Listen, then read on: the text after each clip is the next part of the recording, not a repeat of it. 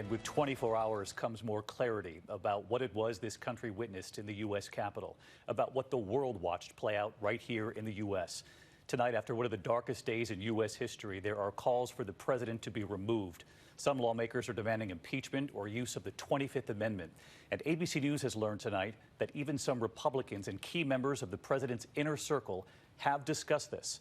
Though with 13 days left in the administration, it is very unclear if any of that will happen. And if not, what else is still possible after what this country witnessed in the last 24 hours? Tonight, hear a clearer picture of what played out at the Capitol, and it's no easier to digest.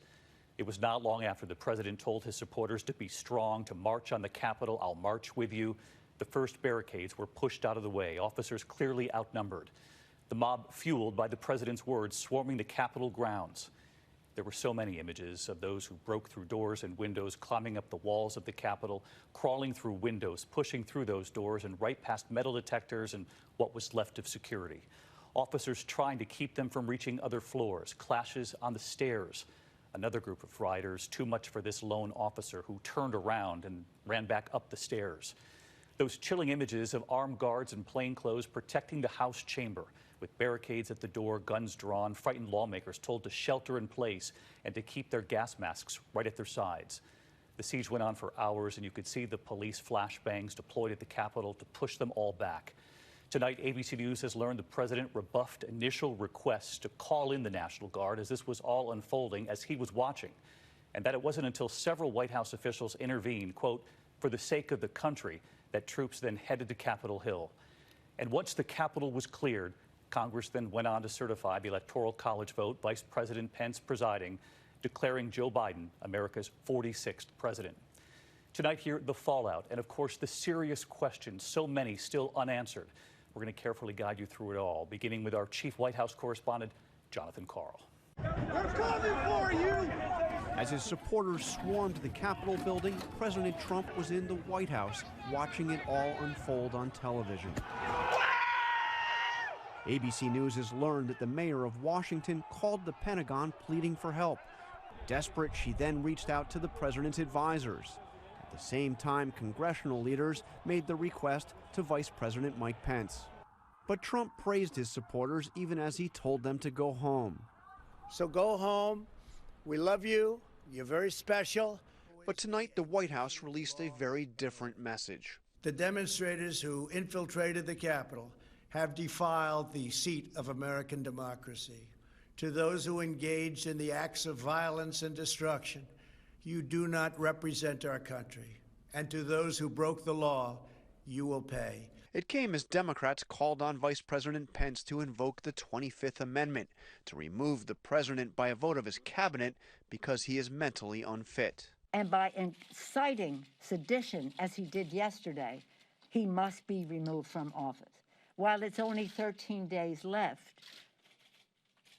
any day can be a horror show for America. If that doesn't happen, Democrats say he should be impeached, an option some Republicans in Congress are privately discussing as well, according to multiple Republican sources. And members of the president's cabinet have had detailed conversations about the 25th Amendment, according to sources familiar with the discussions, although it is considered unlikely to happen. Today, former Chief of Staff John Kelly said he would vote to remove his old boss. I think the cabinet should meet and discuss this. What happened on Capitol Hill yesterday is a direct result of his, poisoning the minds of people with the lies and the frauds.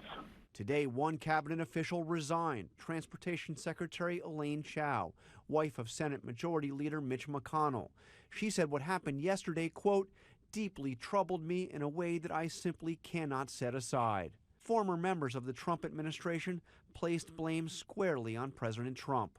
Former Attorney General Bill Barr, a staunch Trump loyalist before he left office 2 weeks ago, said, quote, orchestrating a mob to pressure Congress is inexcusable. The president's conduct yesterday was a betrayal of his office and his supporters. And scathing words from former Defense Secretary Jim Mattis, who said after Joe Biden is inaugurated on January 20th, quote, Mr. Trump will deservedly be a man without a country. There's also been a reckoning among Trump loyalists in Congress. Outgoing Senator Kelly Loeffler had planned to object to Biden's electoral votes, but changed her mind after the Capitol riot. There can be no disagreement that upholding democracy is the only path to preserving our republic. I yield the floor. As the senators applauded her decision to abandon the president, so did Vice President Pence. Still, more than half of House Republicans voted to overturn the election, and so did a handful of Republican senators, including Ted Cruz and Josh Hawley, who was seen raising a fist in solidarity with Trump supporters shortly before they stormed the Capitol. Today, other Republicans called their actions shameful. You have some senators who, for political advantage, were giving false hope to their supporters. Right. These senators, as insurrectionists, literally stormed the Capitol, were sending out fundraising emails. All right, so let's get to John Karl with us live from the White House again tonight. John, as we know, a lot of eyes focused not only on President Trump, but on Vice President Mike Pence now. We saw that moment when he re-entered the Senate chamber last night, John. He asked for that rare moment to address Democrats and Republicans, and after his words condemning the violence, there was applause. He also came out long before the president saying the violence and destruction taking place at the U.S. Capitol must stop, and it must stop now. John, you and I have interviewed the president, the vice president together so often over the course of these many years, and never have we witnessed this kind of daylight between the two of them. David, there has been nobody more loyal to Donald Trump than Mike Pence. But today, Vice President wasn't even at the White House all day. He remained at the vice presidential residence at the Naval Observatory. And I am told just recently, David, that even to this moment, the vice president has not spoken to the president since all that went down yesterday at the Capitol, which is really quite remarkable.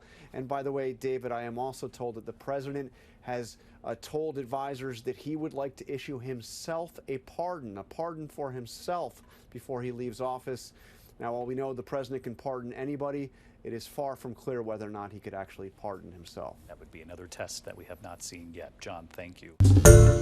Hi, everyone. George Stephanopoulos here. Thanks for checking out the ABC News YouTube channel. If you'd like to get more videos, show highlights, and watch live event coverage, click on the right over here to subscribe to our channel. And don't forget to download the ABC News app for breaking news alerts. Thanks for watching.